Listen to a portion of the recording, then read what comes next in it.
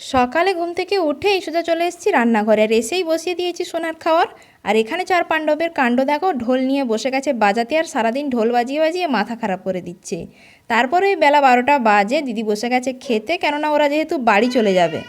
আর এখন সবাই মিলে চলে এসেছি বাবার সবজি বাগানে। দিদিরা যেহেতু বাড়ি যাবে আর যাওয়ার সময় সবজি নিয়ে যাবে, তাই বাড়ির যে মেসো থাকে সেই মেসোই এখন মানে বাড়ির সবজিগুলো তুলে দিচ্ছিল। আর ওলকপিগুলো দেখো কতটা বড় বড় হয়ে গেছে। তো বাড়ির সবজি কিন্তু দেখতে যেমন ভালো লাগে, খেতেও ভালো লাগে, তাই না? আর দিদিরা এখন একদম রেডি বাড়ি যাওয়ার জন্য। আর যাওয়ার আগে ওই প্রণাম পর্ব সেরে ওরা তো বেরিয়ে গেছে। আর দুপুরে আমরা খাওয়া দাওয়া সেরে এখন চলছে পেয়ারা মাখা। মানে কাসুন্দি আর কাঁচা লঙ্কা দিয়ে মেখে পেয়ারা মাখাটা দারুণ টেস্টি ছিল। তো বসে গেছি খেতে, আর সোনাকে দিচ্ছি না, তো তাই হাঁ করে আমার দিকে তাকিয়ে রয়েছে। তারপরে একদম চলে এসেছি রাতের ডিনার নিয়ে। আজকে রাতের সিম্পল মেনুতে ছিল ঘুগনি, মুড়ি আর ধনেপাতার পকোড়া। তো এই দিয়ে রাতের ডিনার কমপ্লিট করলাম, তারপর চলে এসেছি ঘুমোতে। টাটা।